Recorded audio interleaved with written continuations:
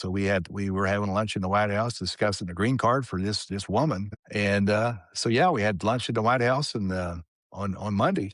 And then that coming Friday, I get a phone call 7 o'clock in the morning from my assistant, Karen, and she says, Steve, she goes, I don't know how to tell you this, but our company is being raided, an armed raid by some 80 to 100 FBI agents. My first response was, Karen, I was out till 3 o'clock in the morning at the time with 3 insurance companies. And I said, look, I do not need these shenanigans this time of the morning. You know, this has got to be a joke. So Monday, I'm in the White House having lunch, and Friday, my office is getting raided.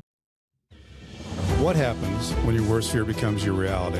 Hi, I'm Brent Cassity. Welcome to the Nightmare Success In and Out podcast, where we explore how to overcome your fears and nightmares and set yourself free. We're going to be exploring this topic with guys I was in Leavenworth with and others who survived their own nightmare. These stories can be inspiring, sometimes sad. There's some humor, but hopefully you can come away with a nugget of something that'll help you knock down some of the prisons you built up in your own mind. All right, welcome back. Nightmare Success and Out. Listeners, this is where you come for what happens when your worst fear becomes your reality. How do you adapt, survive, overcome, set yourself free?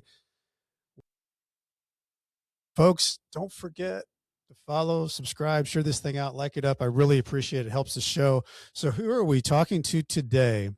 We're talking to Steve Keller. And Steve and I have had an incredible issue here in the last 30 minutes just trying to get both sides of this thing to work and record, but I think we've got it figured out. So who is Steve Keller? Well, I just got done reading his book, and I got to tell you, his story is like a thriller that you'll put on Netflix and can't put down. So what did he do? Well, he was a bold entrepreneur who revolutionized the multi-billion-dollar settlement industry.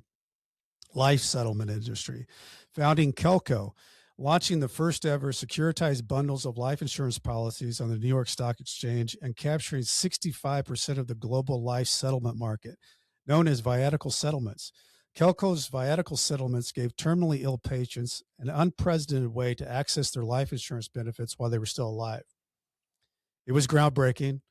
It was enormously profitable, and then it collapsed with the help of insurance companies who happened to be his competitors. There was an indictment. He went to trial.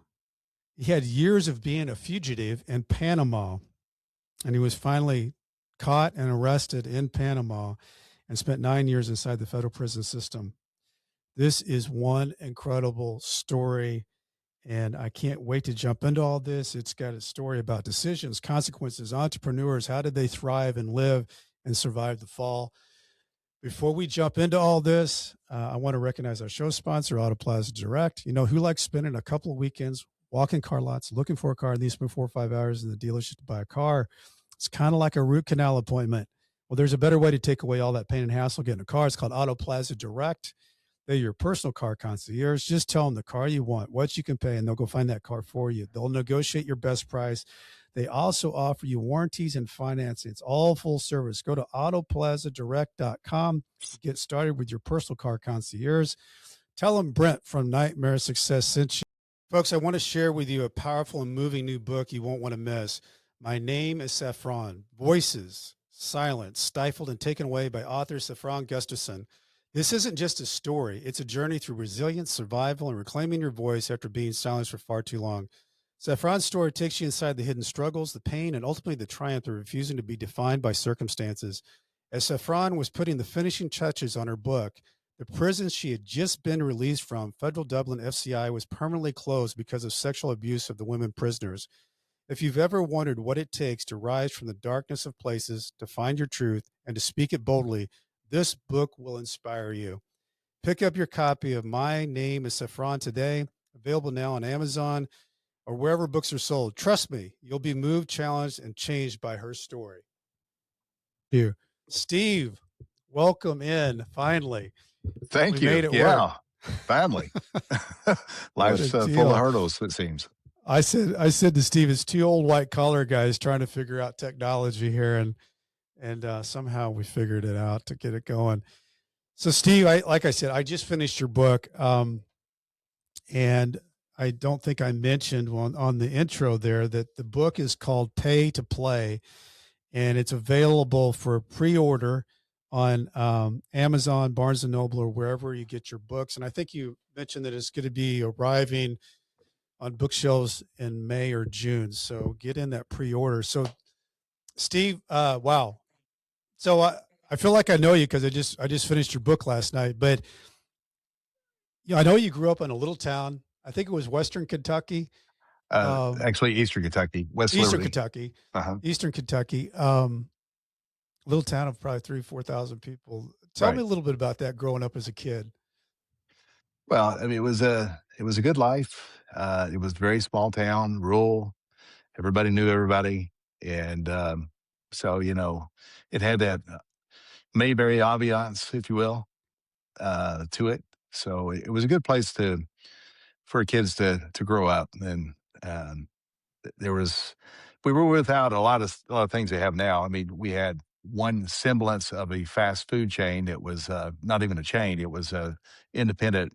Um, uh, Independent store where people would go buy ice creams, hot dogs, whatever, and it's called the Freezer Fresh. And Oh yeah, it had I've seen those. it had the concept of a fast food chain, but it wasn't. When you go up to win an order, they had to produce it from scratch. So it, but that's all we had. So it used to be the hangout for young people, and people would often drive through town and circle the Freezer Fresh and drive back through town and do it about 100 times a day. So, but there wasn't a lot going on in West Liberty at the time. Well, I know your dad had his own business. There was it, if I remember, was it a salvage yard or something of that sort in Yes. that business type? Yeah. Yeah. So It, yeah, he was an entrepreneur, and he started back in the 50s. He started a salvage yard. That's the recycle of wrecked cars, the parts, and whatnot. And was hugely successful. Um, my brother later took that over years later and sold it out the last couple of years. And I think they were the largest probably in Kentucky. wow. And so I know that you kind of carried a title there for maybe still do, as you were a state champion pole vaulter. At did that happen your senior year? That's actually my junior year. Okay. So it was kind of a crazy story. We very small town.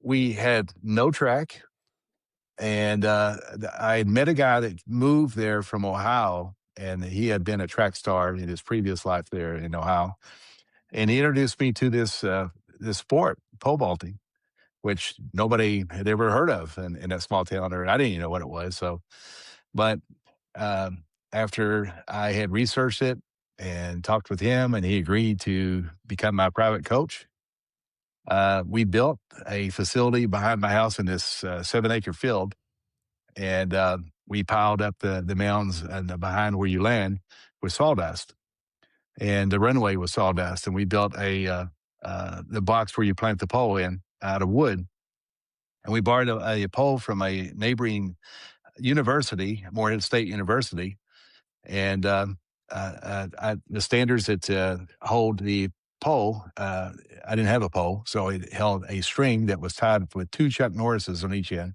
and that's what I jumped over, and so I could only go so high in that practice facility without it hurting because you were landing on sawdust. Yeah.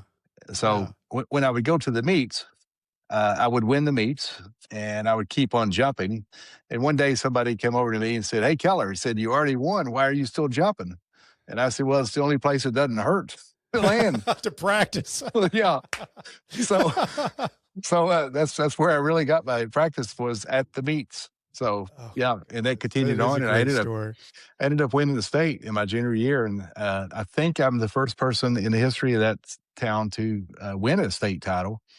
There's been numerous after I paved the way, but I think that was it. Yeah. So you get you're a pole vaulting champion. Uh, Graduate high school. Where do you go? What happens then? So I went to Georgetown College, and I went there basically on a football scholarship for punting. Okay. So I was a pretty good punter, and I did do some pole vaulting there while I was there at that small school.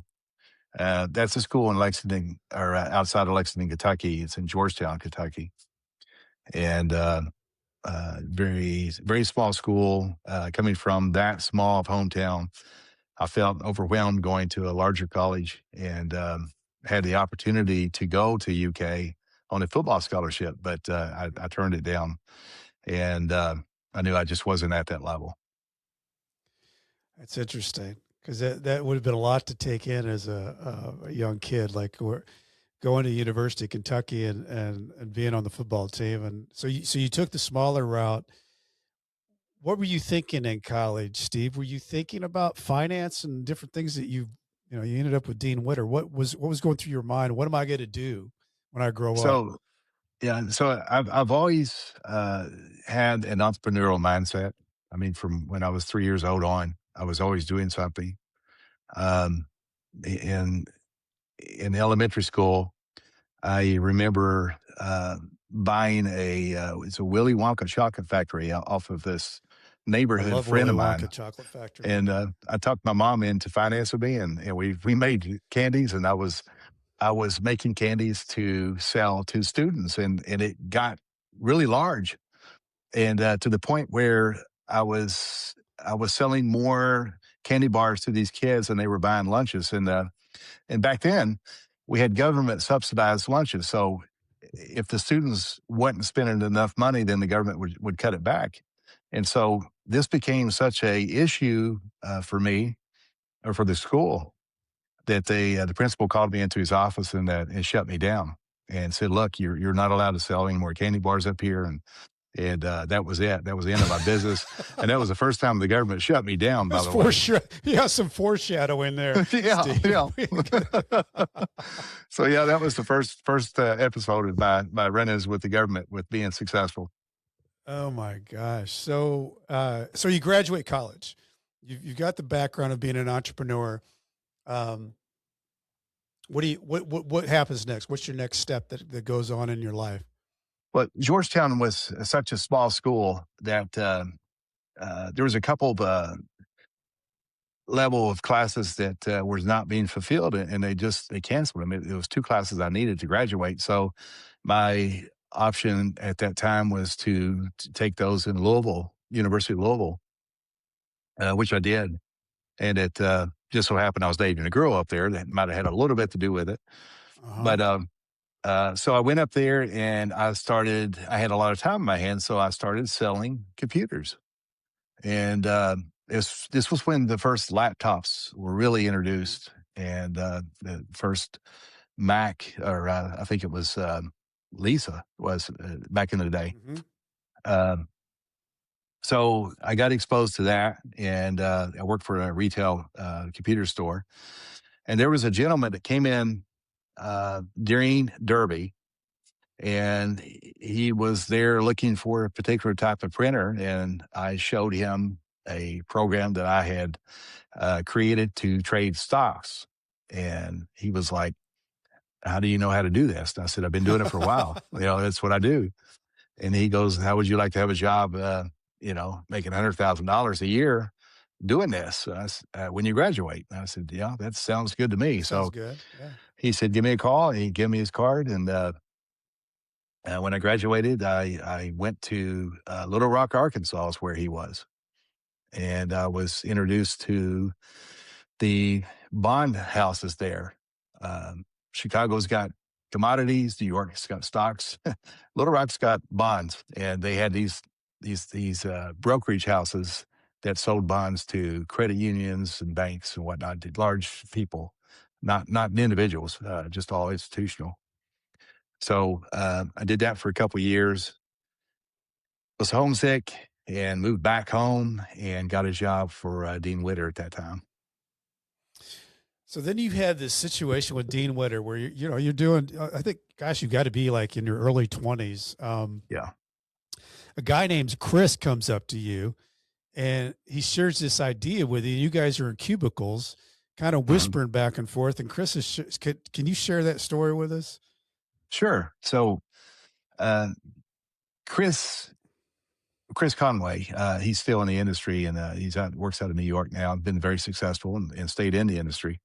At the time, though, he came to me and he was telling me something he had heard. I don't know where, but about at that time we were starting the AIDS epidemic. That's when we learned that this disease had come about, and the people were struggling with it, and the country was worried to death. We didn't know what it was, Hmm. just similar to COVID.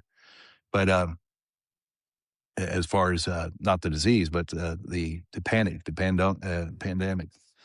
But so he was telling me about people were selling their life insurance policies as a form of health care to raise cash to pay for medications that were not FDA approved, and just for whatever. And my first response was, this sounds morbid. Hmm. But I didn't look on the other side of it. I didn't look on what a great service this is to people that desperately need cash and don't have anywhere else to go. Hmm. It's a lifeline. So um, about 2 weeks later, I had a company, a guy that I was dealing with Dean Witter, and he called me up, and he had a unique company he was trying to raise monies for, and he had fallen short or oversold the stock, and they really didn't have any more assets to sell, and he needed to raise more cash. It was a water filtration system that you put in a grocery store, and it put it into a paper carton, which is novel. I thought that was a great idea, Yeah. and so. The idea just came to me about using these policies, and this could be a way that you wouldn't have to go out and sell individuals on buying these policies, which I think would have been very difficult at the time. Hmm. And this was a way that I could go to one institution that they had a problem. These people had a problem. They wanted the money, so marry the two together and solve the problem. And so when I took the idea to this water company, um, they were all over it, and that's when I knew that I had something here that made sense and that people really wanted. Yeah, And you then found somebody that would invest in buying these policies, and the thing that I thought was the entrepreneur drive was that you just first went to the bank, and the story this guy ends up in your life again, but you go and you put a business plan together, you send it to him, you go meet him at his corner office at the what is it, the Fifth Thirds Bank, and he just is a complete asshole yeah, and says it's the most stupid idea he's ever heard of. Thanks for wasting my time. And, don't let the door hit you in the ass. And the funny yeah, thing about that story is that you come back and buy that building, um, as the company that you built ends up, becoming a much bigger organization that this man could have never imagined. So I thought the there was something that happened in that time period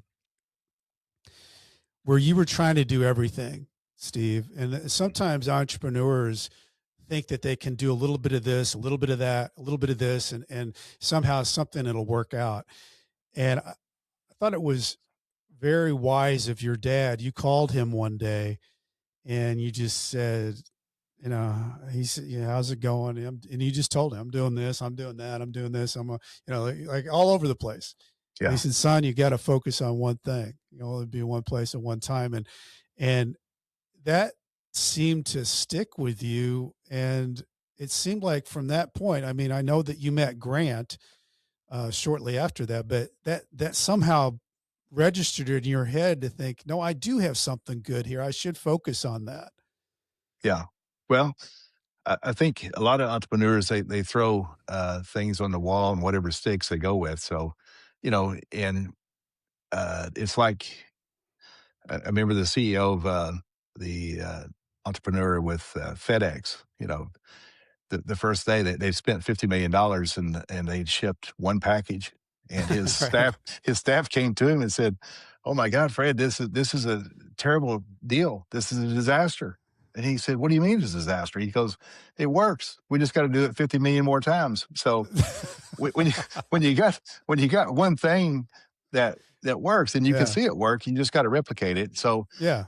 when my father advised me, which thank God he did, but um, advised me to settle on one thing, I had to look and say, what have I made money on? What Right. works? What's proven? Even though it was a minuscule scale, it did work.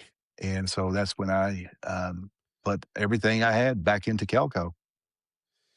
And you had this young kid that walks into your office. He's got a Mickey Mantle card, and he's asked you to trade, I think, his grandparents' stock or whatever that thing was. Yeah. He sold you on the Mickey Mantle card. Guys went back and forth. I think you bought it for $400, and you realized it was really for market price was 375. You thought, I need this kid. He's good. And you guys fly down for an appointment, meet with a guy to try to sell a policy. And then what happens on the way back? On the way back, we experienced the life Which, and by death. the way, you had a really good meeting. By the way, you had a great meeting. We had a good meeting. We got the company off the ground, but we almost didn't get off the ground ourselves. So we come back in this horrid storm. And Grant was just a young pilot. He's a really good pilot, but he's very young. I mean, he's way younger than I was at that time, and High I was young. school. Yeah. So we had found ourselves in the middle of this torrential storm, this rain. And I mean, it was bouncing the plane around so hard and so fierce that I didn't know we were going to make it. So by the grace of God, we we went through looked like a needle of a clearance in the sky that a couple clouds parted and we got through and got out of the storm together. But it was a very, I would say, white knuckled experience, and both of us made it through. And I think it really bonded us from then on, to what we're about to do in the future with the company and all. Well, so the company then, that was your kind of the first big deal. I think it was a $40,000 policy. It comes in the mail, and you guys are off. Yeah. This is a thing, and it soon comes to be that this is a novel idea. It's a new path. But one of the things you've got to figure out, Steve, in this path is you got to get more policies to get to be able to sell. So how did you figure that next step out? Well, at that time, there was these mom and pop brokers that were popping up, and they were advertising, to get policies in, and we would go to them and use them, and then there was one larger company at one time that we befriended, and was able to get a large volume, through this. I would call it back then. It was the mega company that existed at that time. So, but yeah, that's what we were looking at doing. And the first broker that we used was in Ohio, and she was just she didn't have, I mean, she had a company, but she worked out of her house. And that was probably our first go to access policies through a broker. So the thing starts taking off. Um, you start growing. I mean, it was just you and your receptionist and Grant and some people, and you were kind of just piecing it all together. But I mean, as it reads, your story reads, is it happens pretty quickly. I mean, you're a young man. Yeah. Um, I mean, at that time, how old would you have been, Steve? I think I was around 27 years old when I started. And Yeah. so, by my early 30s is when the company really kicked in and started seeing growth.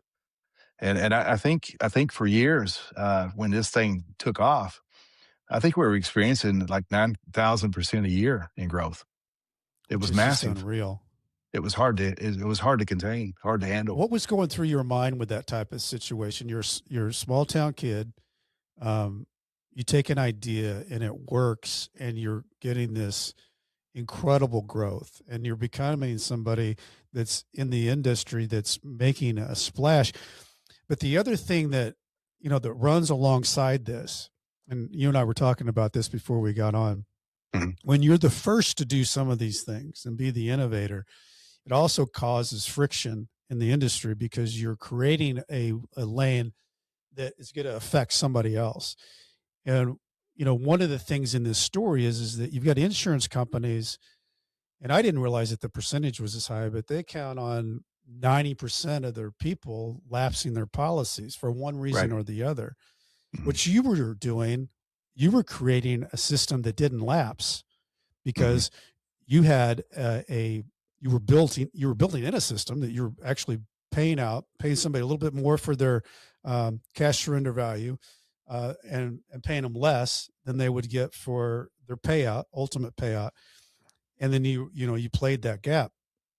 But what it did to the insurance company is if they played that game, they were looking at 90% of these people not being around to collect, and you were closing that gap, and all of a sudden you've got you making a huge splash, and insurance companies not liking it.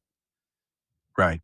So, yeah, I mean, I didn't wake up one day and say I'm going to disrupt the entire insurance industry, but that's that's what happened. And they at the time, because this was all new, and they were fearful that this thing would just get out of hand, volume wise, and to where it would really put a dent in the whole system. And Well, you you know, went it, after another lane too. I mean, the beginning of this viatical settlements, because I had a fraternity brother that went into this and made a ton of money mhm, when he was in San Francisco, and so yes, it did start in the AIDS epidemic, but then as it came around, you started seeing, well, there's a 65 and over crowd, and then you started to widen that lane to create more policies, to create more growth. They created even a bigger tidal wave for these insurance companies who were not planning on paying out. So, when did you first realize that this was causing competitors in the insurance industry to see you as a threat? I really didn't look at it on that angle all along. I mean, I was so busy Growing, putting this thing together and growing. And we came out with the life settlement market in 1998. I'd hired Williams and Conley out of Toronto, Canada. They're the largest actuarial firm in the world to prove out this model. And we spent a year with them working on that, and then rolled out the uh, the life settlement in 1998. And we attached it to the bottom of a commercial. We ran the first national commercial in this industry in the history. which I want to talk about. I want to talk Okay, about that because and I think that was big elephant ball stuff. yeah, You decided that we got it. We could get more business here, and then they said, well, we could almost get two. Well, we'll figure that out. You decided you were going to do a 3 minute um, commercial mhm, on network TV, right, and the only way you could do it was you had to buy three big markets, and that right. was going to cost you $1 million. And everybody sits around the table and thinks, well, I guess we can't do that. And you go in. Who do you call? How do you get this done? So yeah, so I reached out to. Uh, let me step back one second. My mindset is never. It can't be done. It's like, how Can't do be we done, get it right? done? How How do do we we get do it it? done? What's the There's solution? a Right. way. And I got to tell you, Brent, I didn't have $1 million, so No. I had a lot riding on the line. But you know what? I was so perturbed at that time because I couldn't get doctors to stand behind us. They were seeing these patients that came in, were terminally ill, oftentimes, and they thought, well, they're able to pay their medical bills and all, but they didn't see that they weren't able to pay the rent, mortgage, food, Right. this stuff. So it just infuriated me. So when I made this commercial, I did it in a hospital and had a doctor staff to recommend it. Uh, that's why. But so we were we were running low on volume, and I thought, what a great way to reach out to masses here and get the policies in direct. So we did this on started out with the viaticals, which is the terminally ill side, and let me explain that. That's policies that are listed as with a life expectancy of 5 years or less. Okay, so that's how it started out, and so I called a buyer of our policies, and because he had a lot of monies in escrow and he wanted more policies to buy, and we didn't have them. It's not like we're manufacturing widgets or something like that. So Right. our our our business relied upon our marketing efforts. So I call him and I say, "Look, I think I've got an answer to the problem." And I told him about the concept of doing this major commercial on national TV in prime time. And he said, "That sounds awesome. What's it going to cost?" And I said, "Well, it's $1 million." And he was like, $1 million? Are you kidding me? And I said, "No." I said, "I've got some policies I can put up and pledge against it. But I think it's going to work." And he goes, "Well, how soon do you need it?" And I said, "Like 3 days." And he about come unglued. And so I said, "No, I just have to commit to it in 3 days." I said, "You don't have to have the money, then." But so he came up with the money, and we ended up producing the commercial. And in the middle of the commercial, the middle of the run, so I did 1 month in New York and 1 month in Las Vegas and Arizona, then one in California. And I think we were down in the Vegas area. That's when the life settlement that I created came about. And I didn't have another $1 million to do a separate commercial. So I called the ad firm and I said, "Look, can you put a tagline on this thing that says, if you are 65 years or older, non terminal, and want to sell your policy, you can.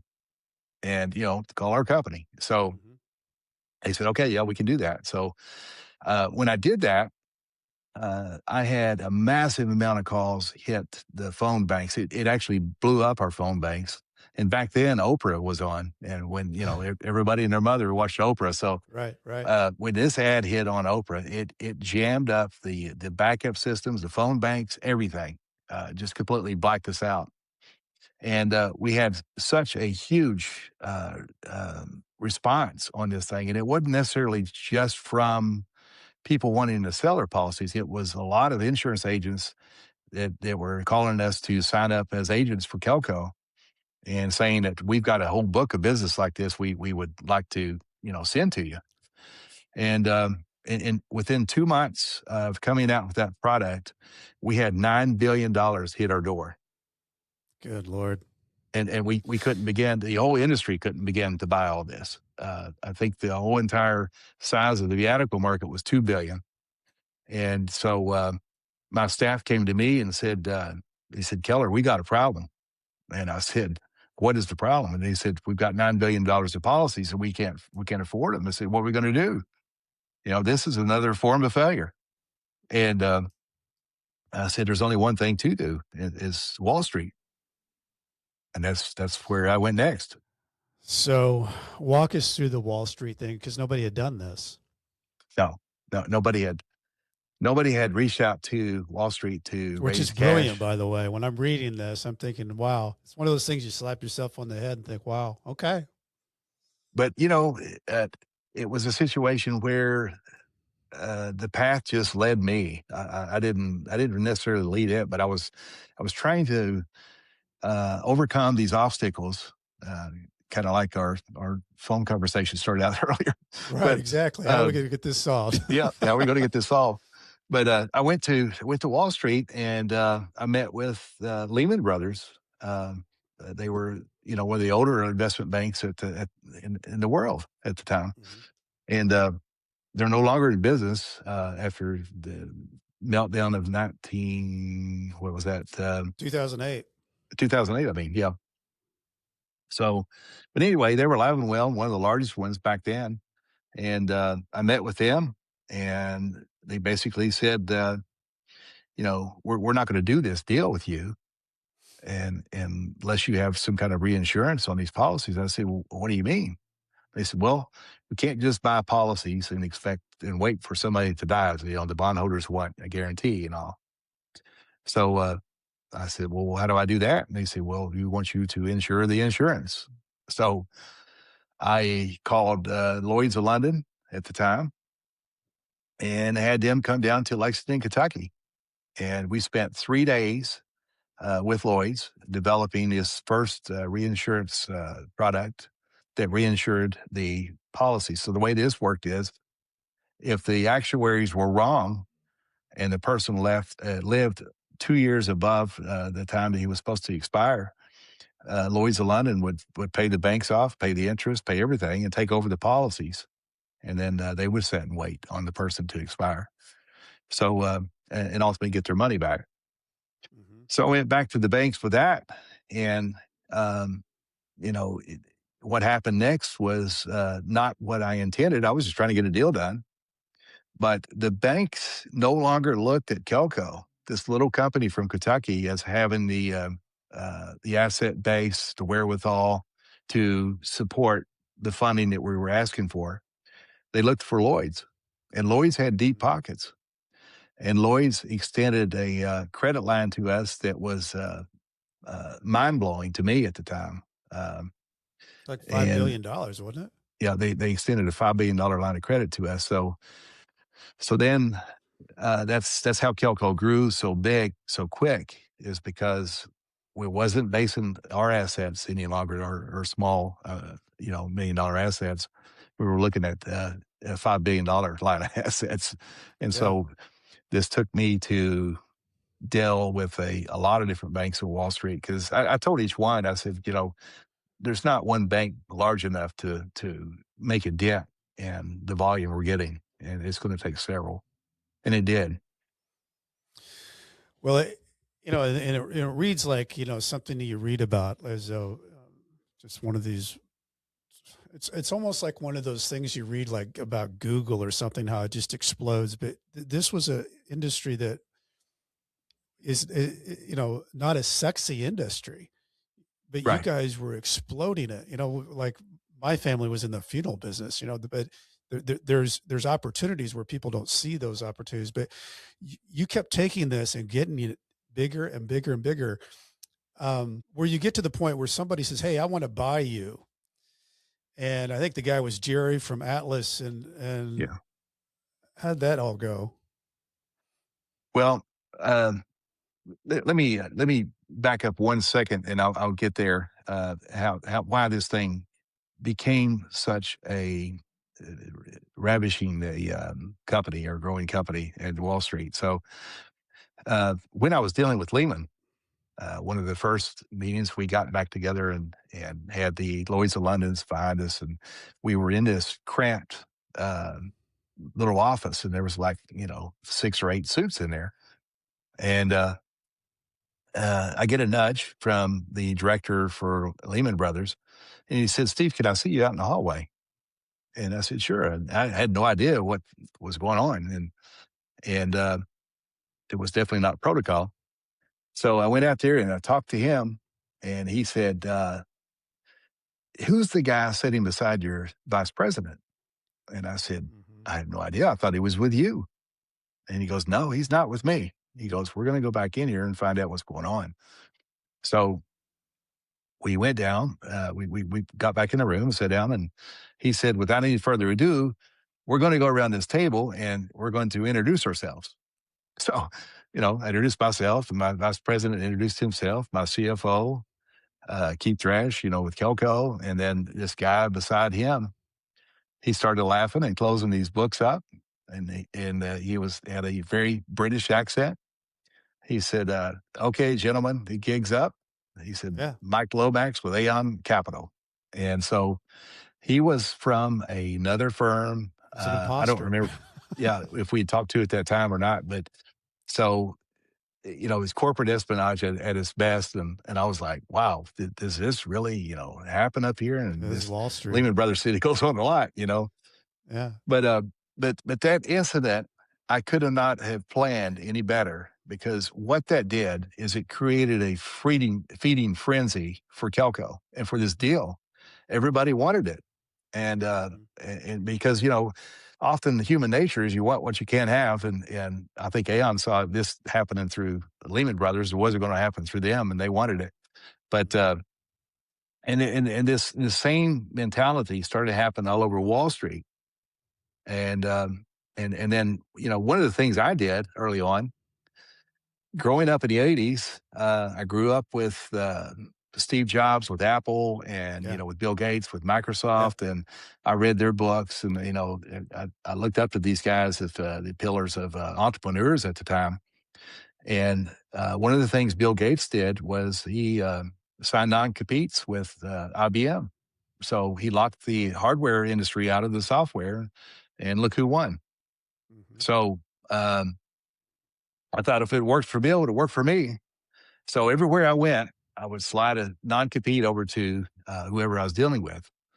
And in 2 years, we had met with some 230 banks and have 80 banks committed to us for funding. And we raised $13 billion for this product. What were you thinking? What were you thinking, Steve? I was, Because I still think you're a guy in your 30s, right? yeah, I was.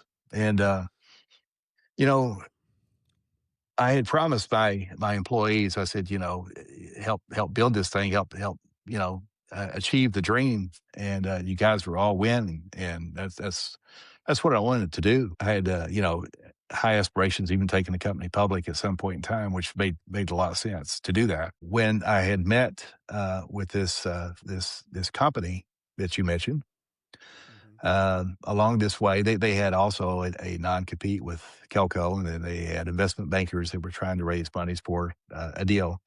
And they approached me on three different occasions to buy me out. Um, I wouldn't even.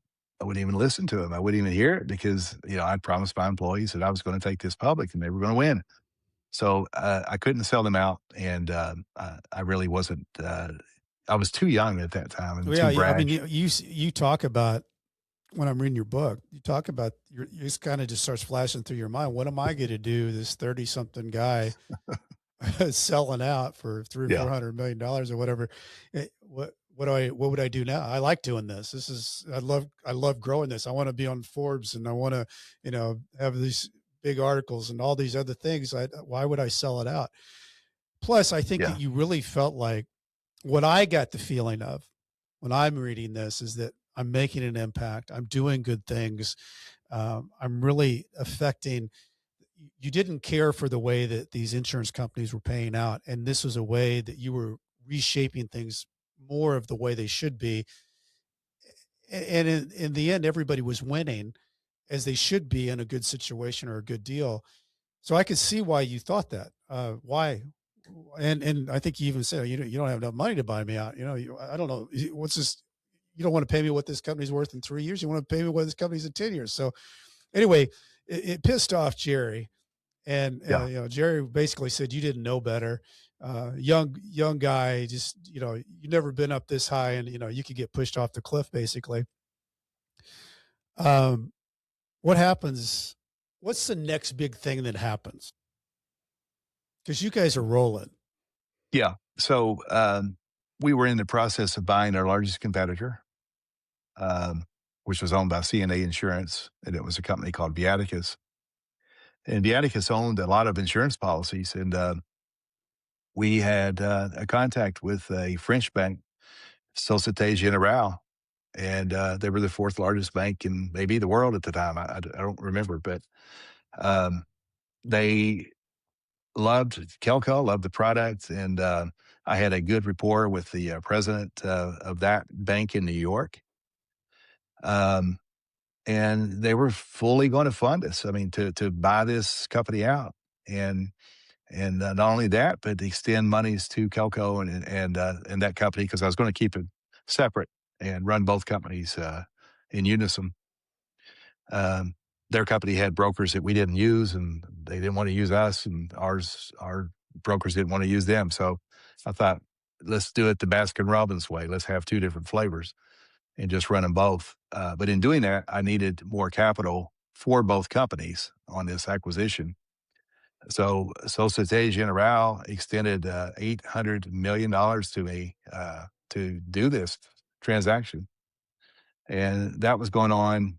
Um, I had massive amounts of attorneys, and we had Arthur Anderson at the time, I think, also on that case, New York attorneys, and so that was 2 weeks of going through due diligence, getting that done.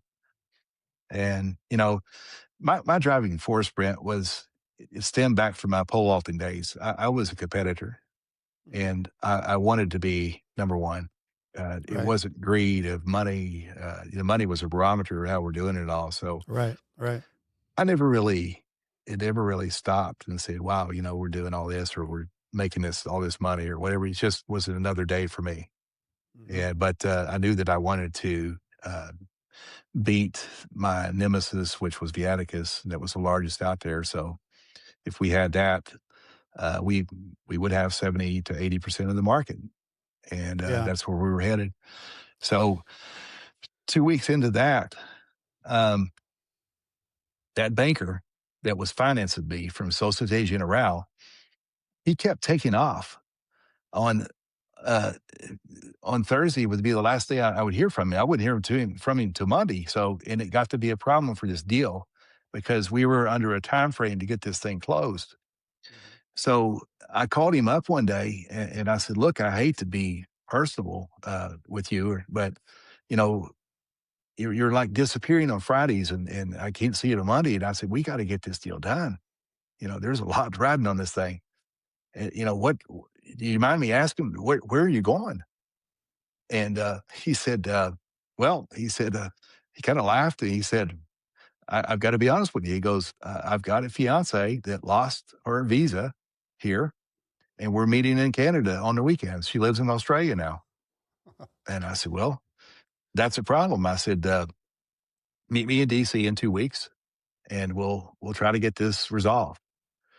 So he did. He met me in DC, and I had contacted a woman that was the chief of staff for Tipper and Al Gore from Kentucky, Mhm. Mhm. and she got us in the White House. So we were having lunch in the White House discussing the green card for this woman, or at least a working visa. Mhm. And so yeah, we had lunch at the White House and on Monday, and then that coming Friday, I get a phone call 7 o'clock in the morning from my assistant Karen, and she says, "Steve," she goes, "I don't know how to tell you this, but our company is being raided, an armed raid by some 80 to 100 FBI agents." And my first response was, "Karen, I was out till 3 o'clock in the morning at the time with three insurance companies." And I said, "Look, I do not need these shenanigans this time of the morning. This has got to be a joke." So Monday, I'm in the White House having lunch, and Friday, my office is getting raided. It's an unbelievable story. I want to take a break there because when we come back, I want to. This is the beginning of your nightmare, and how this all transpires, and what you find out how this happened is nothing short of. It reads like fiction, but it's a real story. We talk a lot about the rebuilding after incarceration on this show, finding a job, contributing to the community, finding purpose. But I recently came across a book that reframes the entire conversation in a way many haven't considered. It's called Second Chance Economics by Nevin Shetty, and it just debuted as a #1 new release on Amazon. This isn't a book about criminal justice reform, it's a book about economic potential. Shetty starts with an overlooked reality. There are 80 million Americans with a criminal record. That's a massive underutilized talent pool, and one whose barriers to employment cost our economy a staggering 1.2 trillion a year. What I love about this book is the approach. Shetty uses data to show how second chance hiring isn't just a social good, it's a competitive advantage. It lowers turnover, fills labor gaps, and creates a virtuous cycle of growth. Whether you're a business leader, a policymaker, or someone who believes in reframing the narrative around justice impacted individuals, Second Chance Economics is a must read. Pick up your copy today on Amazon. And a lot of people don't like how they show up online. Many individuals think there's no hope when it comes to managing your reputation on Google. There is hope. It's called the Discoverability Company that can help you. Whether you're building a reputation from scratch, or you're repairing your search results after a negative news story. Discoverability can also help you how you're portrayed on popular AI services like ChatGPT. To learn more, visit discoverability.co. It's not .com, it's .co. Listeners of Nightmare Success can take $100 off with coupon code Nightmare Success. And the Nightmare Success podcast is sponsored by the White Collar Support Group, the world's first support group devoted to people navigating the white collar criminal justice system. I'm a member of the White Collar Support Group, and I can tell you this is a bunch of people who help each other through the criminal justice journey for free. Whether you're just starting your journey or you've made it through to the other side, this is great space for you. You can join us on Zoom Monday, 7 p.m. Eastern Time. To get more information, go to prisonist.org, prisonist.org. So, Steve, this is Yes. where this gets really wild. You wake up, you get this phone call at 7 o'clock in the morning, and it's your executive assistant, and she's telling you that the place is being raided, armed raid with the FBI, and you're out of town. Walk us through this crazy nightmare. Yeah. So, I didn't know what to think when I got that phone call. And, the company had grown so much during this time. We were up to 100 employees. We had 15,000 agents in this country. We had an office in France. We hired a lobbyist in the state of Kentucky and got a senator to sponsor a bill that we helped draft. So we drafted the first legislation for our industry in the state. So, when all this was going on, all that's running through my head about, I know we didn't break a law that we wrote it. So Mm-hmm. I, um, I just couldn't even imagine what was going on. And more than sitting back worrying about it, I was more concerned about getting back to Lexington and doing damage control or whatever I could do. I just felt like I needed to be there. Right. So, and by the grace of God, we had our own plane at that time, but it was in the shop. So I was scurrying, trying to get another flight back there as soon as I could. And there was all kinds of obstacles stopping me. There was traffic, bad traffic in New York. That there was a wreck or something that traffic was stopped, and there was all kinds of delays I had to overcome to try to get back. And it was probably a godsend that I wasn't back sooner. To be honest with you, I don't know how I would have reacted to seeing all that. It was very difficult. But I did make it back on a private plane. It was some ride going back, but I was thankful that I was able to find a ride to get back. Mm. So you get back. I mean, this had to be. I mean, I'm assuming that this had to be just an incredible shock that you're having lunch in the White House on Monday and your place is raided on Friday. What Yeah. happens next? It's a funny story. I mean, one thing I was thinking about uh, when all this was going on with the White House and all is, I took a book of matches out of the ashtray that was laying on the table and stuck it in my pocket as a souvenir. And I was thinking, this is the only thing I could think of that I did inappropriate to cause all this. What kind of box of matches? Yeah, They've come after I'll, my box of I'll put them back. matches. Yeah, I'll put them back.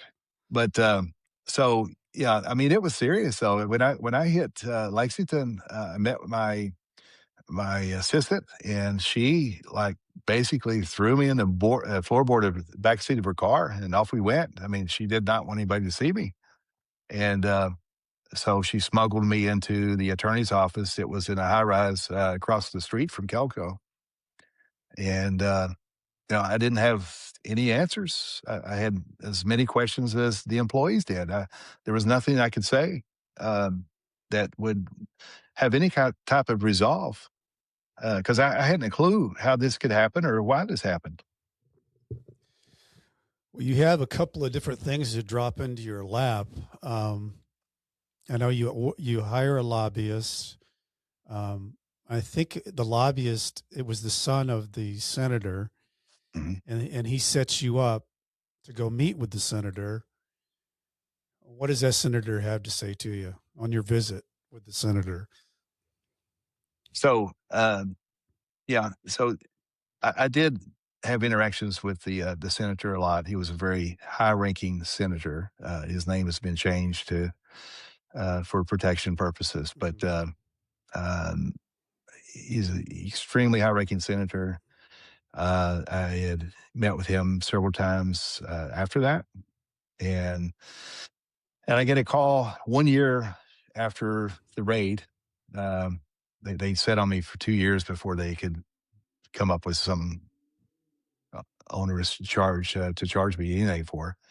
But 1 year after the raid, I was called to DC and taken to a private room in the Capitol. And I was there with my CFO and one of my attorneys and the senator's son. And it was the chief of staff for this senator's organization. And he walked in the room grinning from ear to ear like he'd won the lottery. And he said, "So, Steve, have you learned your lesson yet?" And I said, Mm. "What lesson might that be?" And he said, "Up here, you got to pay to play," which is the name of the book. Mhm. So they wanted me to hire the senator's son. He was starting a lobbying firm at the time. And get this, there's no insurance laws federally. It's all state. Mhm.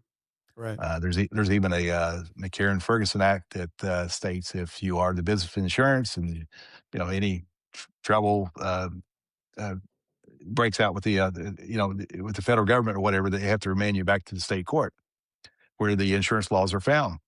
Mhm. So there's that. But we did hire the senator's son, was paying him an exorbitant amount a month plus expenses. And you ask, why are you hiring this lobbying, this federal lobbyist, when your insurance laws are found in the state? Mhm. And it's simply because we were trying to fight this pay to play system that we found ourselves in. So you get a phone call, and I don't know if I'm jumping ahead of you, from a guy that was at this conference, and he's a consultant on his. He was in the government and now is out, and he Mhm. says that he's got a whole lot of information that happened at this conference. It was all about trying to take down Kelco. And can you shed some light on that? Yes. So I did get a call. Actually, I got tipped off from she's like a consumer protection advocate for the industry.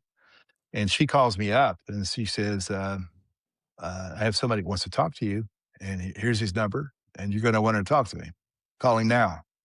I was like, this is strange, but everything was strange at that point. So Mhm. um, I was grasping to anything I could find of answers, what's happening, who's behind this. I had no clue for like 6 months. We had no clue what was going on, and so this I called this guy, and he proceeds to tell me that.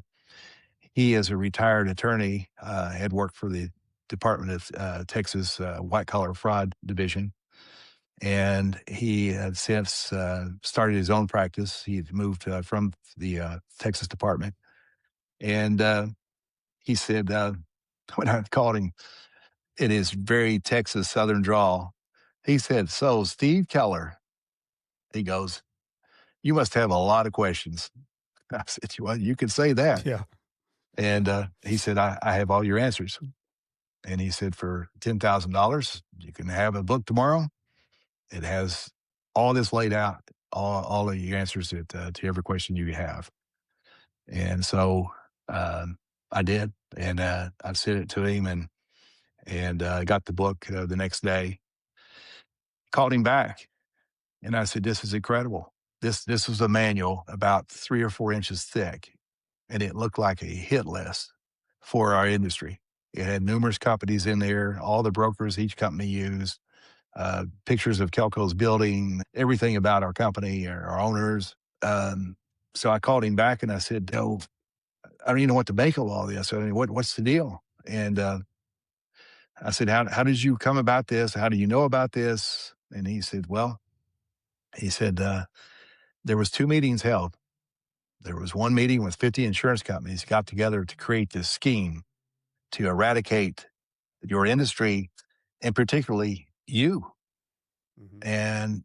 And then there was another meeting." He said there was another meeting several weeks later to cover up the first meeting with some 50 postal service workers, one from each state, and they met in this insurance company's headquarters, and they sold them a bill of goods that we were in this giant conspiracy with all these thousands of brokers, which is just Mhm. ludicrous to even think about. But um, anyway, these people bought it, either bought it or was told to do it or whatever. But um, anyway, that's how this got started. Then the insurance companies drafted the indictments, not the federal government.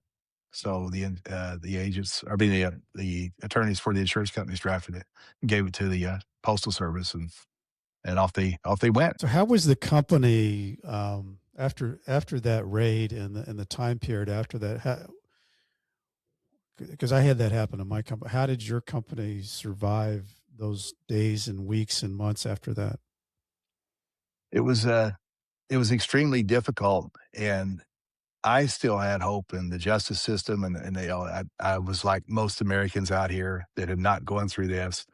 I believed in the government, and I believed in the Justice Department. I believed that justice would reign the day, and I I kept the employees on as much as I could, which was very costly because I thought at a point in time that we're going to get this thing turned over, and they could see that we didn't break a law, and Mhm. things were going to go back to the way they were, Mhm. which did not play out that way. But um, we had amassed a huge amount of insurance policies that we owned. And thank God that we had those policies because we were able to sell those back in the marketplace and generate cash to pay the freight for a while. And that's the way we did it. So when the indictment came down, and I mean, it was as they always are, that there was huge accusations and things that were shocking to you, and all the other things, and you already know how this started um, with this information that you had. Did you, as people who listen to this show, I sound like a broken record, but of people who get indicted, 97% or more plea. Um, you didn't. What Right. what were you thinking, Steve, at that time? Well, again, I knew we didn't break the laws that we wrote, and there wasn't any insurance laws broken. There was no complaints on Kelco. There's nothing. So, and we had A ratings from Standards and Poor's and Moody's from Wall Street. I mean, they'd been through the entire company for months, and they checked everything about the company and all of our practices and all. And there's nothing It's a there. highly regulated business. Highly regulated. And Yeah. there were some gray areas. I mean, we explored them, Mhm. and we exploited the gray areas, and just like the rest of the industry did. And there was different things we would try.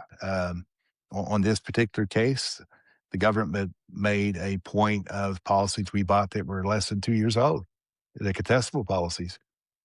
Um, we we got in that market because we wanted to be the Walmart of this industry. We wanted to buy everything that the brokers were submitting to us. Selling. Right. And because what would happen if you didn't? If everybody else is buying those types of policies, you're not. The brokers are going to go to them. You're going to lose business. Right. So you had to be uh, accommodating for all different types of the policies that were tendered out in the marketplace at that time. And this was a dead loser for us, the contestability market. We lost a lot of money. We had to pay back investors because the insurance companies did contest those policies. But it was a loophole, basically. And we stopped it 2 years before the government even came to us because we had so much volume coming from the life settlement industry. I strictly focused on that.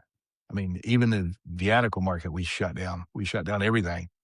We just couldn't do it all, and we decided to focus on the senior market. So you end up. I know you're the attorney that you'd had for a long time. He allows you guys to plead not guilty, and then just tells you, "Hey, I'm out." After you've paid their firm over $1 million, and you get a new attorney. What did you think as you were getting ready to prepare for a trial against the federal government? Well, it was stressful trying to get the team together because we had to have 5 attorneys, and they indicted 2 companies and 3 officers, so each one had to have their own attorney, and it was difficult to find because we were running out of money at that time. So Mhm. that was the disconnect That's from part of my the prior. plan. Yeah, That's like yeah, chapter 4, in the book of how you take over and control and squash somebody before you take them to trial. right, right. So Yeah. you know, and it was difficult to find somebody that would take it on a just a cost basis and not by the hour. And that was the disconnect I had with my prior attorney because he would not give me that. So Mhm. and we couldn't just pay him an open book because we were no longer making money. Well, Yeah. as you get into the trial, because it was a long trial, do you think you had a shot? I thought the trial going into it was a little strange. Um, and I had these very high powered, high paid attorneys, and I gave them more credit than I should have at the time. But hindsight's 2020. And you know, here's the thing on this case. This was an insurance case, and typically doesn't go to federal jurisdiction. So the attorneys didn't know what they were looking at. The prosecutors, they had to hire somebody from the insurance department to even interpret what they were looking at. So none of this should have been going on in that space. But my attorneys, I don't know, I have no explanations for them to this day. But you know, looking back, if I had to do it over again, I would have called every bank I had in Wall Street. I would have called definitely these insurance companies. Specifically, we had all the information on who did this and why. I would have brought all them in. I would have, deposed them and do whatever I could have. I mean, it would have been a totally different game. And none of that happened. And the attorneys only called three defendants. One was credible. It was the ex insurance commissioner of Kentucky, deputy insurance commissioner of Kentucky, and he was our in-house anti-fraud person. Mhm. And they called another lady that worked on his floor, and the third person they called was the maintenance man. So it was absolutely a joke. And we had an outside attorney firm in Pittsburgh that handled all of our stuff, advised us, even handled the transactions, and they never called him. There's just so much that they could have Well, I done. think, and here's the other thing I think, Steve, is that you get into a complicated case, because they can make it complicated. I think there were 12 million documents in our case. So the discovery of trying to read through all this stuff Right, was just right. like, I don't know how you do it, but um, the problem with the situation of coming in with jurors, you were talking about, yeah, the U.S. attorney doesn't know anything about insurance. I think at one point they said to our attorney, well, what if everybody dies on one day? Well, if everybody dies on one day, then something really bad happened. And actuarially that didn't work. So that's not Yeah, possible, but right. that they can come at it from that. You don't have enough reserves. So they can go irrational, and it doesn't make any difference because they're not in that industry. They don't even talk. It doesn't make any difference. So you've got the prosecutors that don't understand it. I'm not sure that the attorneys totally get it, but the jurors definitely don't. So what they Yeah, see is a person who makes a lot of money, who flies around, lives in big houses, has vacation homes. Need is that to then back that into there's something that had to have been wrong because all this other stuff's really confusing.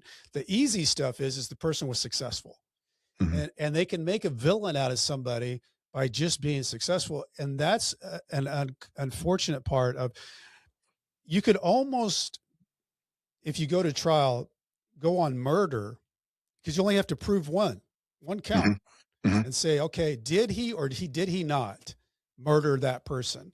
Right, And then you can exactly. bring in reasonable doubt. You can bring all that. You got 48 counts. They can believe that, hey, you know what? Steve's a good guy, but he had to do something wrong. They wouldn't be Right. here. This is the United States of America. They wouldn't bring him here unless he did something. We'll just get him on tier 3 counts. Well, tier 3 counts could be 30, 40 years because Mhm. those count at 10, 20 years of time. So I think that's one of the things that really gets to be very confusing when you enter a courtroom, and daunting and overwhelming is that, yes, United States of America versus your name is very uh, overwhelming in itself. But they can complicate a case in so many different ways without even bringing up the actual evidence and facts of the case. And that's where, our system's just so broken because I was telling you before we got on, a lot of people talk about justice. And I had a very successful defense attorney on here a few weeks ago who's won some big cases over the course of his 40 years. And he said, that's all bullshit, Brent. He said, the only way justice happens, and it's almost, taking a lottery ticket, is if you get a fair judge. Yeah. He said, then you got a shot at justice. Otherwise, it's all stacked. It is. And that's what you were going up against walking into that courtroom. Yeah. I had a meeting with the high-ranking senator in my office. They actually came to the Kelco after the raid, which was not taken well with his staff. But there he was. He was sitting across my desk. He's third highest ranking officer in the United States, in the world. And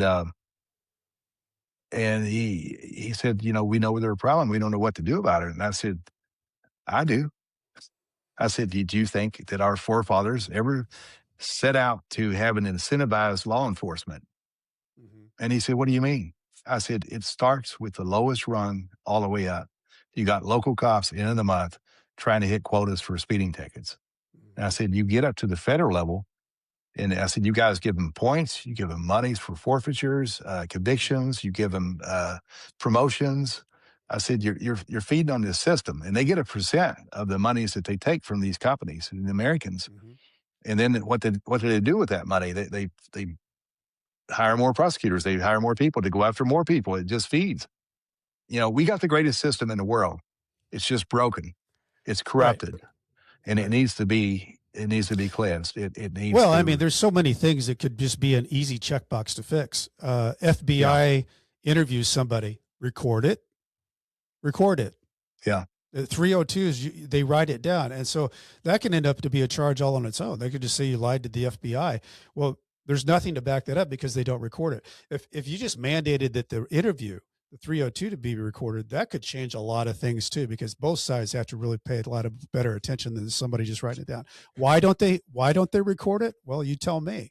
There's certainly ways to record conversations. That's for sure, because they know how to wire stuff and everything else. But there's just so many different things, Steve, that you could pick and choose, and they would be easy fixes. But for whatever reason, those easy ones don't get fixed either. So, Steve, you get to the end, the jury comes back out, you stand up, and what's the verdict? The verdict was guilty across the board. I mean, one count was exactly like the other count. So if you got convicted of one, you got convicted of all of them. They stack them. Right. Yeah. So that was it. And then, so then, then the next step is the arraignment.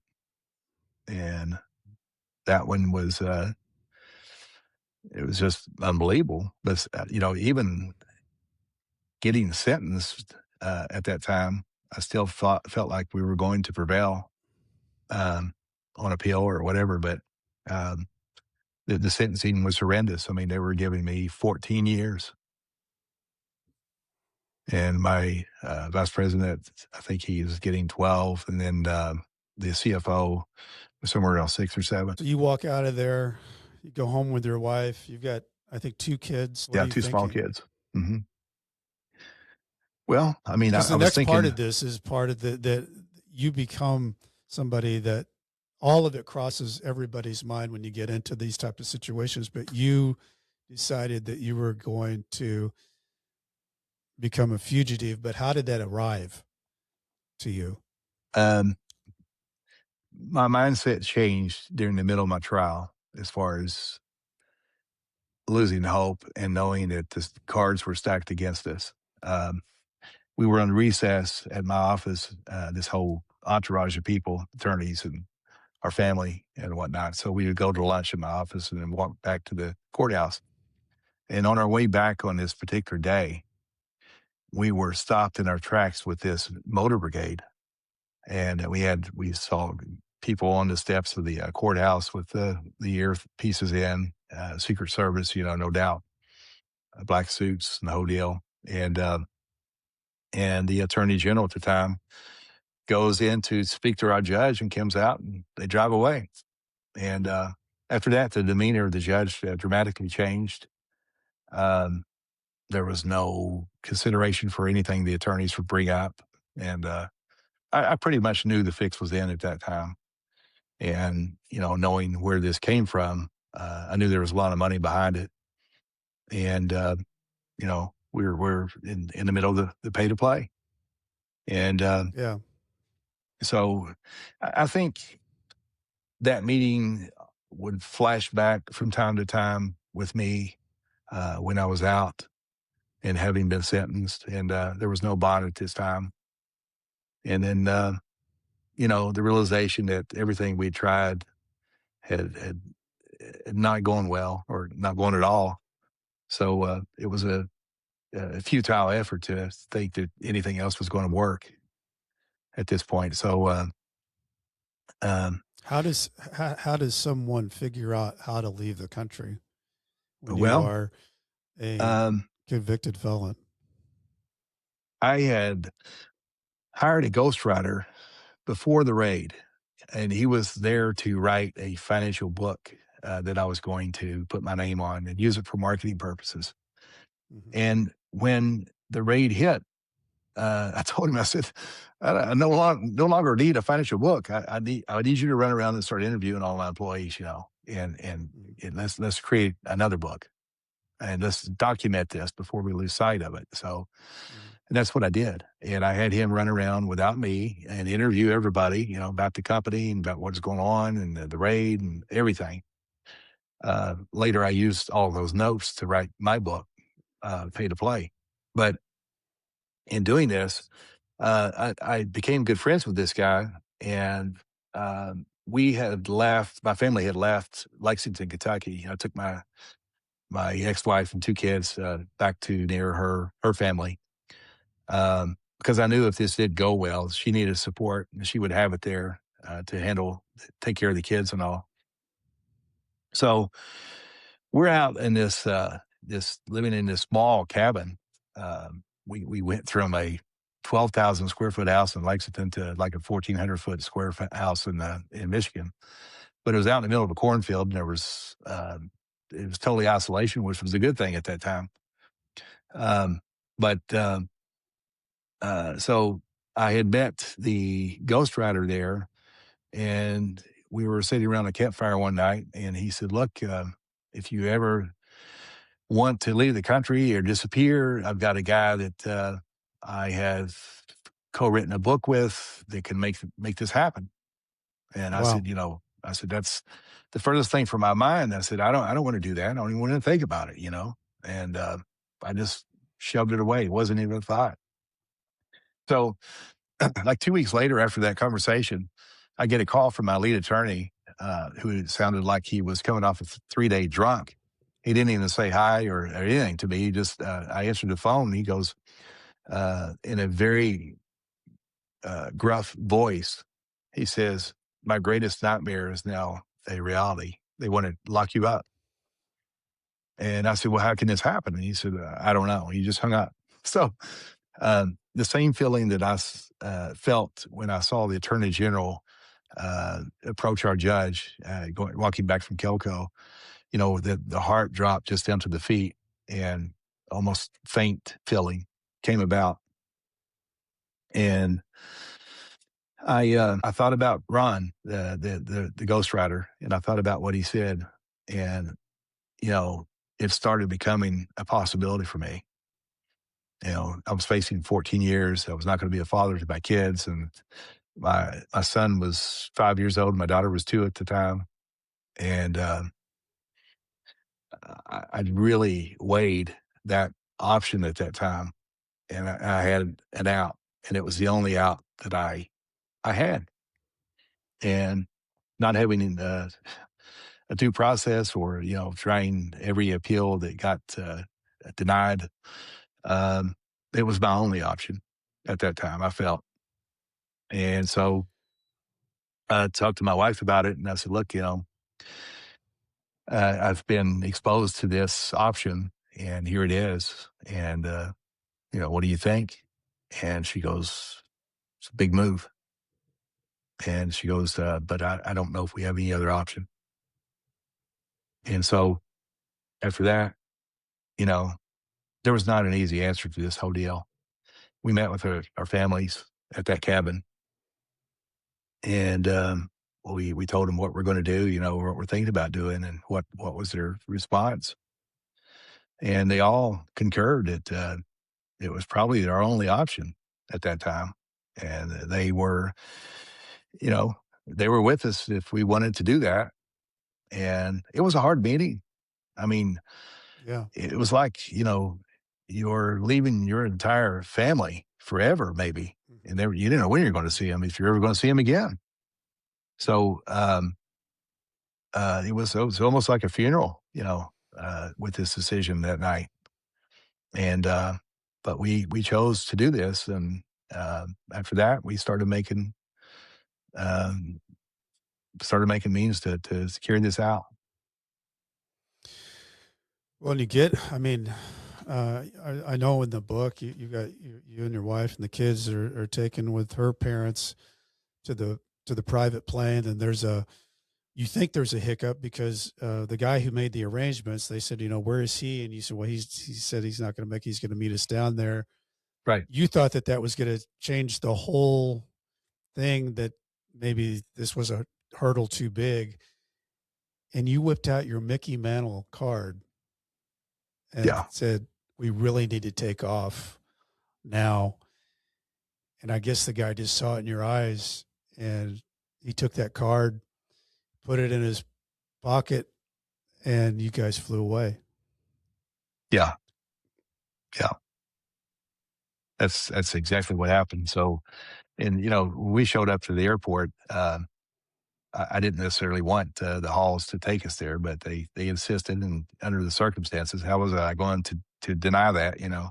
Right. But it was a heartbreak departure, and you know, unusual tears for just a trip that most people would come back, and the pilots. I don't know if they really noticed that or not, but if they had, if they probably would have thinking or thought something was peculiar about it. Yeah. Well, But and I know on the way down, Steve, you had you freaked out because they refueled earlier than they were supposed to. yeah, You're scanning the place for cars that look like they're unmarked cars, and it doesn't end up being that. And you finally make it down to Panama. And tell us what happens in your life now with that when you're in Panama. well, I had no idea And how did you have how I was going money, to make by the it. way? Like what is it? How does a fugitive have money to do whatever you need to do?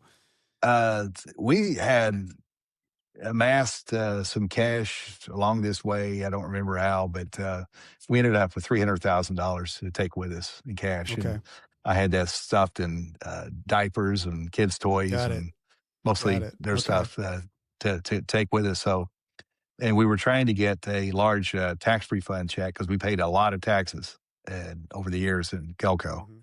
Mhm. and we had a large refund check coming back because we were losing money at the time. So when we filed our taxes, they were rebating us the monies we paid. Mhm. Um, and so we tried to get that out of the country, and the feds had intercepted it, and so we were left with the $300,000 cash, which back in that day was enough to survive on for a little while, but Mhm. not long term. I mean, I had to do something. So and so I had to try to figure out what I was going to do there, how I was going to reinvent myself. Mhm.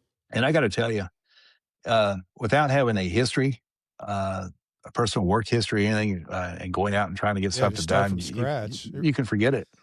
Yeah. So, people would ask, who are you? What have you done? What's your background? And you can't tell them. And you're using an alias name. And so it just wasn't working.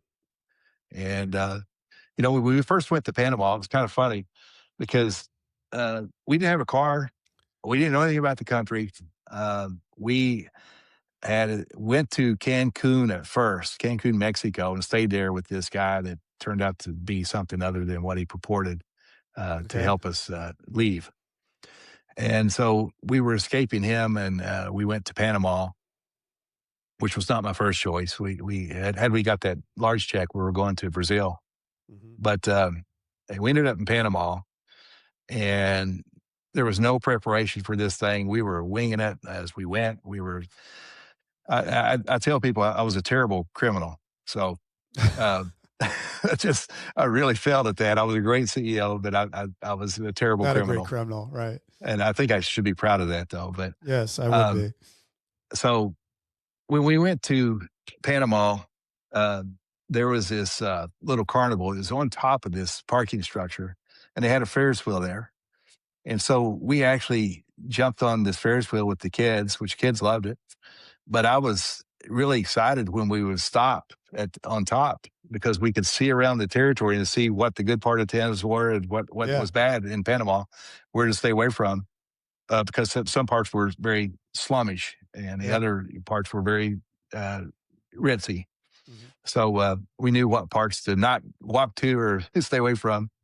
And we used that as a barometer of where to go to find a hotel. So, um, but anyway, I was there for a little while. I had explored certain businesses there. One was in the teak industry. Um, and there was some stuff happened to this company that I had befriended. They had a helicopter wreck, and they were being sued by Americans that were part of the helicopter wreck, and there was just stuff happening there that I couldn't be around, having my background. Hmm. So one day I went to my ex-wife and I said, "Look, I can't do this on my own anymore. I got to get some help." And she goes, "What are you going to do?" I said, "I'm going to go to an attorney and just lay it on the line and see, you know, if I can get something going." So I ended up going to this attorney that was a referral from the teak industry guy that I'd befriended. And it just so happened this guy's dad was a federal judge there, I guess, in that country. And so I went and just told him the whole story. And um, I got done, and he shook my hand. He said he'd get back in touch with me. I went back to my ex-wife, and she said, "How did it go?" I said, "He didn't believe a damn thing I said." So I went back with my ex-wife and the two kids the next day in his office, and he came in and it looked like he'd seen a ghost. He just backpedaled, he was frozen in his tracks, and he said, "Gringo, you are telling the truth." I said, "Yep, it's all true." So luckily, this guy took me in. He set up corporations for us to put everything in to keep everything out of our names, and really helped us get housing there. We got an apartment. And he had two kids the same age as our kids, so he would even take us on family outings with him because we had no idea where to Yeah. go. Right. So it was a great fit for us, and I ended up working for his firm. I was the business consultant guru guy for him. I would ferret out deals that would brought to him, to from local Hmm. people there to do to get into, and we had a lot going on, and it was we were making the most of it, still homesick for our family and missing our family and just trying to make the best of it for the kids at the time. How long did it last? Um, it only lasted a total of about 6 months before they got me. So That's not very long. no, So, it's really not. can you lead us through how it happened?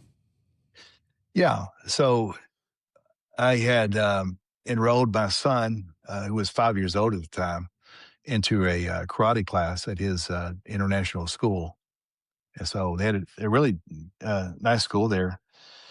And on this particular day, my ex-wife got deathly ill, and she had called the office where I was working, and my attorney friend and boss, I guess, Rodrigo, he took me back home to see about her and dropped me off. And when I approached her, she looked deathly ill. And I said, "What's wrong?" And she had the flu or something. I don't know, something bad. But Mhm. she said, "Look, we're supposed to take Cole to the karate class. There's no way I can do it. Will you take him?" And I made a point not to drive there because I didn't want a small traffic infraction to bring down the house. Mhm. And so against my better wishes, I agreed to do it and to take him to his karate class. So we did. And I tell people that the greatest invention for me is GPS because I wouldn't get lost in a paper sack. So I used to hate road maps. And uh, so this was before GPS though. And so Mhm. off I went and went to the karate class with him, loaded him back up in the car, and went out of this place and took a wrong turn. And so I wheeled back around to the front of the building eventually. And I got pulled over by a local policeman that was on a motorcycle. And it was typical back then. I don't know if they still do it or not, but they had AK-47 strapped to their back. Mhm. And which was intimidating for anybody, I guess, mostly Americans, but Mhm. definitely me. So the guy pulled me over, and I thought there was something wrong with the car, or I thought I made a wrong turn. And I knew very little Spanish at that time. And he was, of course, talking in his native language. And I said, "No habla español."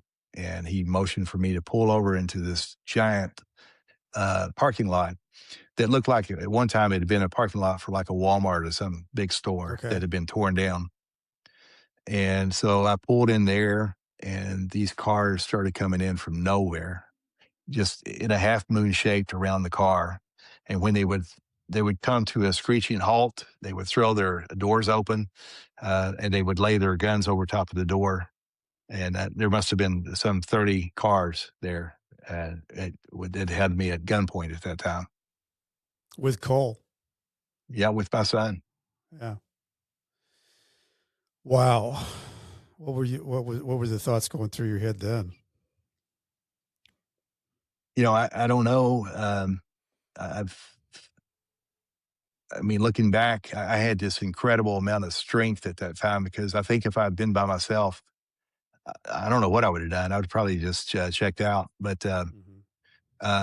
because I had my son there, I think I had this fatherly instinct of being strong for him and trying to get through this and not really showing him that I was nervous or scared, which I was. Mhm. And so, and he asked me, he said, "Daddy," he said, "what's going on?" And I said, "Well, it's not good, son." I said, "But you'll talk to your mom later and she'll explain everything to you. Right now, I just need you to, stay by my side. And if anybody asks you to get out of the car, tell them you're good where you are." I said, "Do not leave me." Mhm. And so, he said, "Okay, Daddy." He said, "I will." So we sat there for a long time, and finally these guys came up to the car with pictures of holding them up of me, and it was a former picture of me. I had grown out a goatee, and I wasn't wearing glasses at the time. Um, and I looked at this guy that they were reflecting back at me, asking if it was me. You know, I was looking at this guy that had been a former image of me. It was not me any longer. I didn't feel like I was this CEO at that time. I totally just detached away from that person by leaving the country and who I Mhm. was now. So I said, "No, it's not me." And he looked at the picture, looked at me, did a double take, and then they showed a picture of my ex-wife. And I said, "Look, I don't know what's going on here, but I need my attorney." And so at that time, some guy reached over my lap and grabbed the car keys out like I was going to run with 30 some cars around me Yeah. pulling guns on me. But they were elated about that and they cheered about it. And And then shortly after that, the embassy guy came and said, "Look, I think you know why we're both here." And I said, he said, "You need to come with us." So they took me and my 5-year-old son to a third world jail, and they put handcuffs on me, and he sat in my lap, riding, Wow. making this trip. Wow. So, how does your wife get notified? When I got to the Panamanian holding facility, I guess, I think I gave them the phone number to call her and come down and get her. And uh, She was no, as a matter deathly of sick at the time, as I remember yeah, now. yeah, S yeah. And I think the guy did let me use his cell phone at the time after he caught Yeah. her, and I did get to talk to her briefly. And I said, "Look, something horrible's happened." And I said, they've got me, and I'm down at this place, and I've got Cole with me, and you need to come down here. So how does a transition from the Panama to the United States happen, and then how do you get entered into the prison system? So the that night, Brent, it was bizarre. They kept me in this holding facility that looked like more of a storage room in their jail for furniture. They had like piled up chairs in one corner, and rolled up carpets and just stuff there. And Mhm. the actual jail cells were horrible. They looked like something on Gunsmoke. They had dirt floors, bars, nasty. They had a trough outside of those where they were like people go and just use the bathroom, and this trough with water running through it. And I'd never seen anything like it. So I was thankful they left me in that room. Uh, but it had a tile floor on it, and they had a little wooden four-legged table in the room. And so they did have this old mattress that was thrown in this one corner of the room, and I drug it out, and it was something that you would not even want to touch these days. And it was so nasty. It had massive stains on it, and just it's disgusting. But I drug that out and put my coat over it, and I laid on that underneath that table to shed the light from my eyes. And I just tried to get some sleep to face the next day. Mm. And about 3 o'clock in the morning, some guy entered the room, and he woke me up, and he said, "Mr. Keller," he says, "we're going to have to put leg irons on you." And I said, "Okay." And so he put a leg iron on me, and around this four-legged table, this little, I mean, I'm talking, it looks like a small coffee table Mhm. that you can just simply lift up and off you go. And he secured the other leg iron around the table, like they were wanting me to go, or I don't know, encouraged me to go. Never locked the door, had it wide open. So I never understood what that was all about, but I truly believe that they wanted me to leave, probably because they would have an excuse to shoot me at that time. You get sent back, and I guess you travel back, and I'm assuming that your wife and kids then travel back to the United States. Um, and then when all this, I mean, obviously you're in custody now. So how long did it take you, Steve, to get to the prison you were supposed to go to? I think was in Lexington, right? Yeah. So the next day at the jail cell after the leg iron incident, um, that next morning, my ex-wife and the attorney I worked for hired another attorney, and they were in the front of the jail. Okay. And these guys come busting through my door, and there was like 5 or 6 guys that were dressed all in black, and they were weaponed up. They had guns and rifles and AK-47s, whatnot.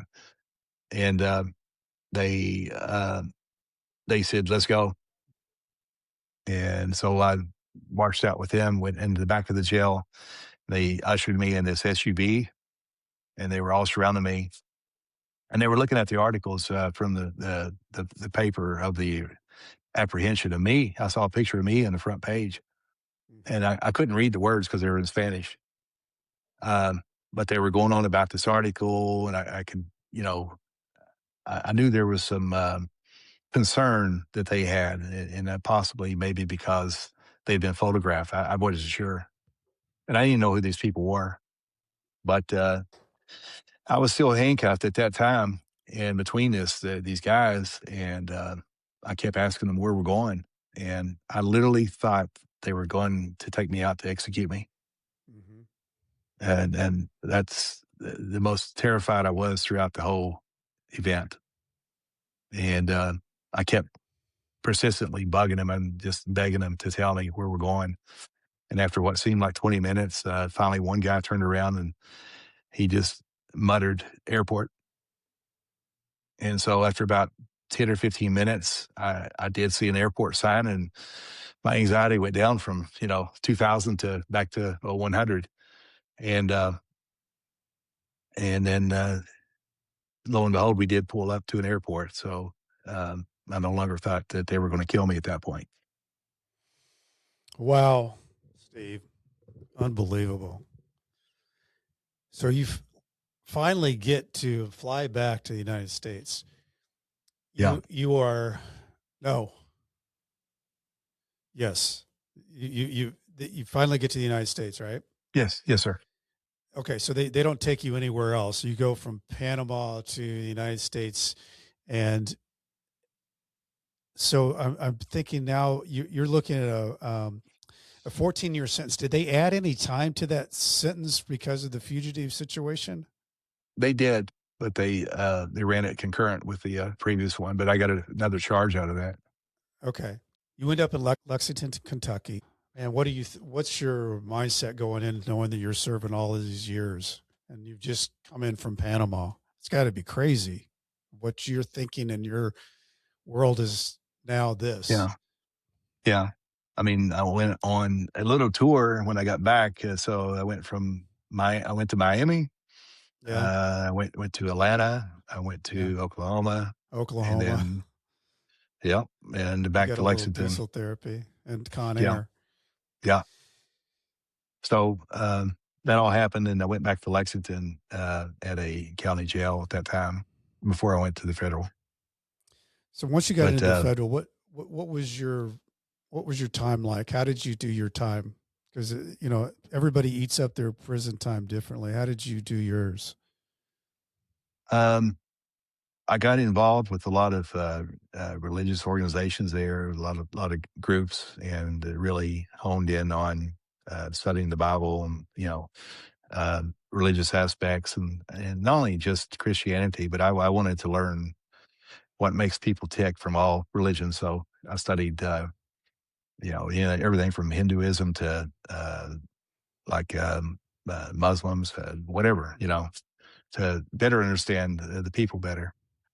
But I really got gravitated into Christianity and Bible studies, and then I wrote. I learned to write. When I started out, it was horrible. So I wrote 7,000 pages by pink in a pen and ink. Um, and I'd write for a while and say, "Look, read this," and say, "This is terrible." I got to start over. So I'd scrap it and start over. But uh, literally, it's about 7,000 pages before I perfected pay to play. Wow. And I know you stayed plugged in with your kids. I know a couple of years into this, uh, your wife is then your ex-wife. You get a divorce, and obviously, you talk about in the book. You don't, it just that's how things happened. But it had to Right. be, man, that had to be a big. I feel like when anything happens in prison from the outside, it just feels so overwhelming, and you feel so emasculated that you can't do anything. Um, how'd you get yourself through that? A lot of prayer, Yeah. a lot of faith, and just being there for the kids. My family, they were turning their back on her, and I said, "Look, she's not in my shoes. I'm not in hers." And I said, "You can't really." judge people because you don't know what they're going through personally. You know, Right. you can see what you're going through and expect them to react a certain way, but that's not life. And I said, the most important thing for me is to retain a relationship with my kids Hmm. because I didn't know if I was ever going to get out, you know, if I had to do the whole sentence or what. But and back then we didn't have all the programs they do now. Thank Right. God they're there for Right. people. Yeah. We had to do 85%, and that's it. You know, and Yeah. there's no loopholes, there's no good time, there's no nothing. Right. So you're just there trying to make the most of it. And you know, I studied law. I got my paralegal certificate just to study or to process my case. And you know, there's an old saying about you can tell who's actual innocent or not in prison by the amount of appeals that they file. Because a guy that's a guy that's guilty of a crime usually eventually runs out of appeals. And in our case, we never ran out because we didn't break a law. Hmm. So I appealed all the way out till I walked out the door. So when you started thinking about getting out, because was it a total of 9 years? So what? Yeah, I did 8.5 Yeah, years in there, eight then and a half years. half a year in the halfway house, so Yeah. So roughly. basically, yeah. Yeah. What were you thinking, Steve? Like, how am I going to re-enter society? What was going through your mind? What was your plan? What was your thought process? You know, I didn't have a good plan when I got out of there. I just I was so I was so gun ho just to get out that I figured I'd figure it out once I got out and to see, you know, what the lay of the land, because everything changed so much. Sure. And so, you know, technology just passed me by. I remember my brother and sister came to get me the day that I got out of prison, and I was sitting in the back seat, and my brother and sister were sitting in the front seat. And my sister turned around and handed me an Apple phone. It was black on black, Hmm. and the screen had gone blank. And so Hmm. she handed me this, and she goes, "Here you go." She said, "Your kids are on there." And I was like, "Where?" You know, Hmm. and I didn't know how to operate this phone. So, Yeah. um, you know, so just the search engines and everything that we take for granted was totally foreign to me. It's just a totally different world than when I left. But I How knew many I years had has to it figure been it out. since that? How many years has it been since that time that you got picked up by your in the car at the end of 2012. the dive? 2012. Yeah. So tell us about what you're doing today. So yeah, I got involved with early on. I got involved with the Airbnb when it first started out, and my current wife and we started a business doing that, and I started rehabbing those projects, renting those out, managing those, and flipping homes, and just doing what I could to get by, you know, there.